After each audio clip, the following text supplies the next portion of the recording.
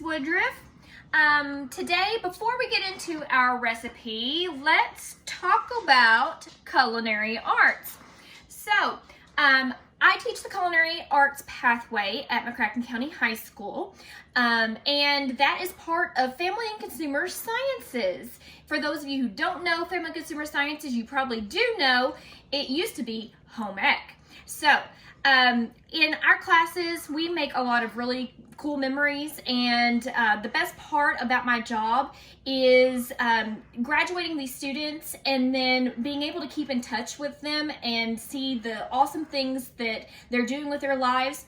Some of my students, my former students from way back 16 years ago when I first started teaching, Meredith and Nathaniel, they contacted me and said that they're liking these videos and asked if I would do a recipe that they remember from way back when I taught them in high school. And they're married now, they have a beautiful baby, and they still remember this recipe and this class. So we are going to do enchiladas, talk about culinary arts.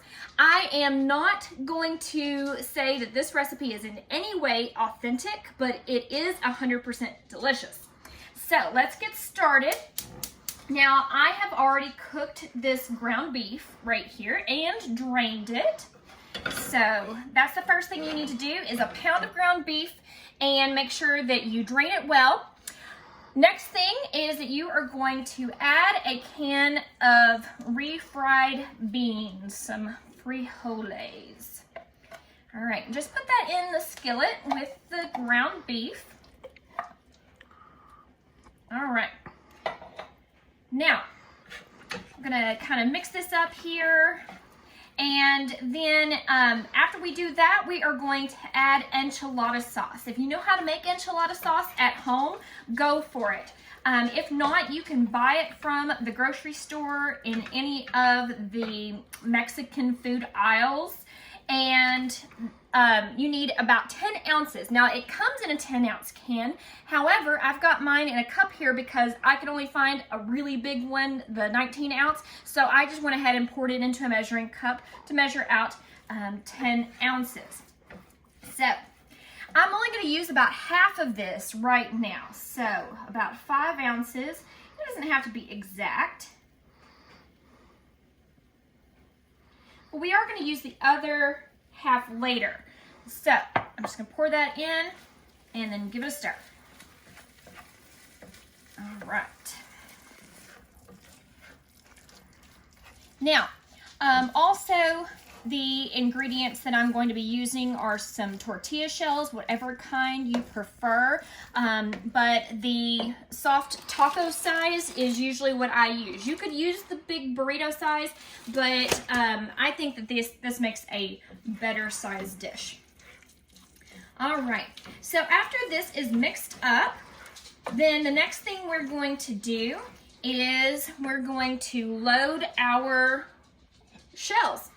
I've got a plate here because I like to roll mine one at a time and put it into my baking dish. Now I've got just a glass baking dish here, and I have sprayed it really liberally with some cooking spray.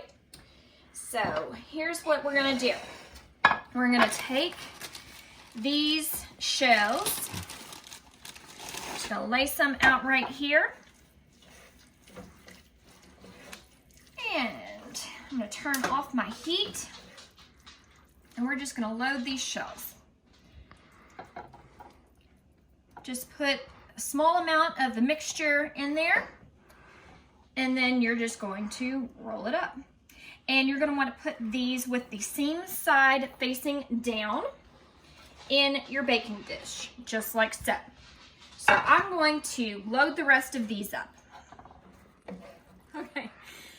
Now, one day I would like to try this with some chicken, maybe some shredded chicken and some green enchilada sauce. I think that would be pretty delicious as well. So now I've got 1 cup of sour cream, and I'm just gonna take and spread this all over the top of my enchiladas. And just get that really nice and coated and even as possible. Now, if your family likes a lot of sour cream, use the whole cup. If you don't like a lot of sour cream, you can just use a little bit.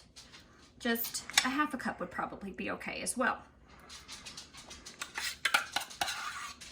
All right, but my family likes sour cream, so we're gonna go ahead and use the entire cup there.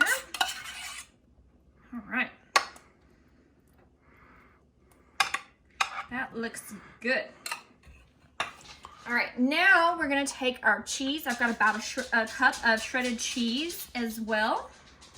I'm just using cheddar, but typically, because that's what I had in the refrigerator, but typically I would use a Fiesta blend just because you could use Monterey Jack, you could use any cheese that you have, shredded cheese that you have on hand, or any that you like at the store. I didn't get this very good and even, so I'm gonna move some of this cheese over here. That'll be okay. All right, now we're just gonna take the rest of our enchilada sauce and we're just gonna pour that on the top.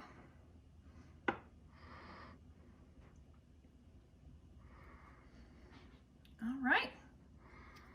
And now we're gonna move this into an oven that is preheated to 350 degrees. And in about 20 minutes, this is going to be ready to eat. So really fast and quick meal. All right. The 20 minutes are up now, and these look so good. These are ooey gooey delicious, and they should just slide right out of the pan if you did coat them liberally with some cooking spray. And this is going to be dinner tonight. So, thank you guys for watching. If you like these videos, just like and subscribe so you can see more. And I hope that you enjoy your enchiladas. If you make them, let me know how they turn out. Bye!